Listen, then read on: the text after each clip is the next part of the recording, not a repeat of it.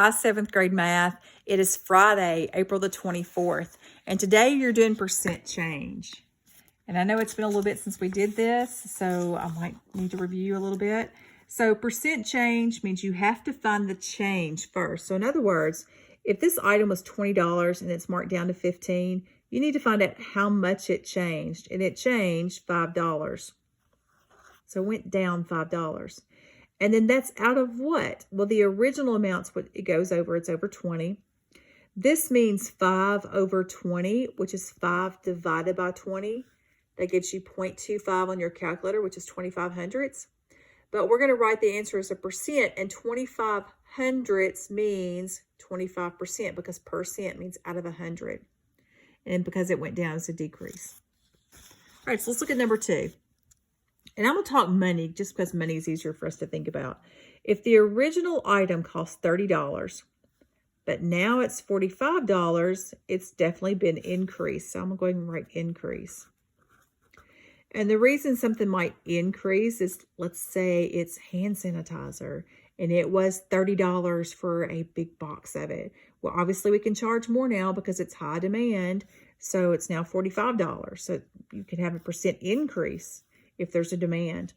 Or if you bought it for $30, but you want to turn around and make a profit, you would increase your price.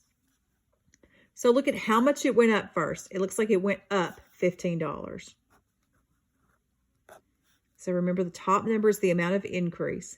The bottom number is the original amount, which was 30. Okay, this is where you can use your cell phone to divide that, or you can just divide it longhand if you want to. But when you divide that, you get 0.5. That's 5/10. And remember, percent means how much out of 100. Well, if I want to write this as hundredths, that's the same thing as 50 hundredths, which means this is 50%. We also said another way to convert from decimal to percent is think about moving the decimal 2 places to the right. So this one is a 50% increase. It went up 50%. And let's go back and check it. 50% means half. So if you take half of that, that's 15.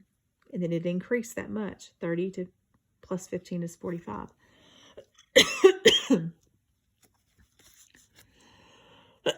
Okay, I did something at the bottom to help you out a little bit. I gave you an answer bank, and you can see where I've already marked out 25%. Number 2, we had a 50% increase, so now we've got that one used. So let's do one more. Let's do one that I can do in my head. Number 3. Number 3, see what the difference is first. Let's do money again. Something was $625, like a television. Excuse me. It was $625. The new price is $550. So the question is, how much did it change? It went down how much? Looks like it went down $75. And that's always over the original amount. So that's over $625.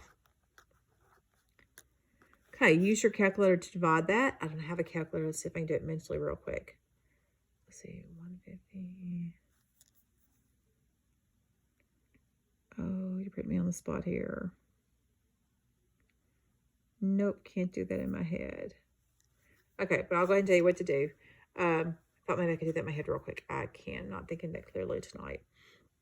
So you divide these in your calculator. Take 75 divided by 625. It's going to give you a decimal. May have a few decimal places, but we're going to round to 2 decimal places. And then think about what that is as a percent. How many hundreds?